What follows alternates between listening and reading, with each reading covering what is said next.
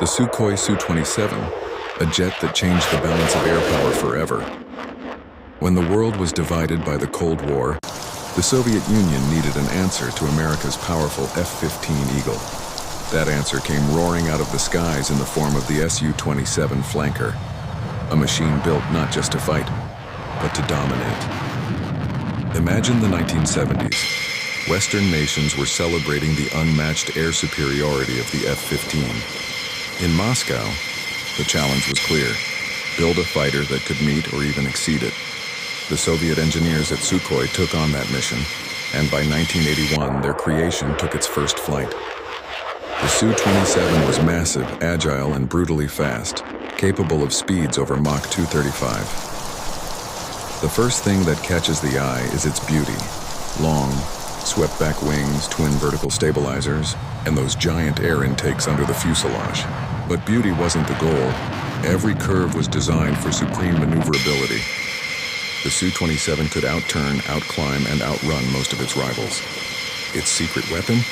An aerodynamic layout that gave it unmatched stability at high angles of attack. Inside, the pilot sat in a glass cockpit with advanced radar and targeting systems for its time. The jet could detect, track, and engage multiple targets simultaneously, even in heavy jamming environments. The Enzo's O1 radar and infrared search and track sensor made the Flanker a true hunter.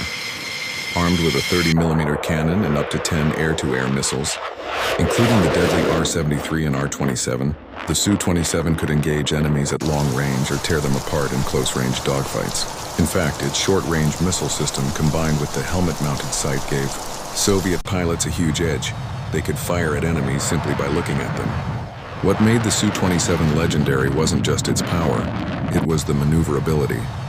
The world saw its jaw-dropping agility when pilot Viktor Pugachev performed the famous Cobra maneuver. In that moment, the Su-27 seemed to defy the laws of physics. Its nose snapped up nearly vertical before falling back into level flight. No Western fighter could match that at the time. During the late 1980s and 1990s, the Su-27 became the backbone of Soviet and later Russian air defense. It guarded massive territories, patrolled borders, and intercepted NATO aircraft during tense moments of the Cold War's final years. The aircraft's success inspired an entire generation of fighters. Its DNA lives on in the Su-30, Su-33, Su-34, and the advanced Su-35. Even China developed its own version, the J-11, based on the Su-27 design. Beyond its combat role, the Flanker also became a symbol of Russian engineering excellence.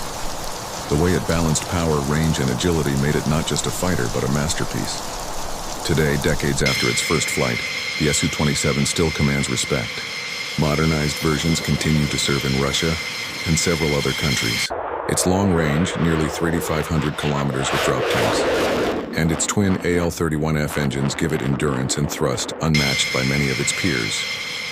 But perhaps the true legacy of the Su-27 is psychological. For Western pilots, it was a reminder that the skies would never belong to one side alone.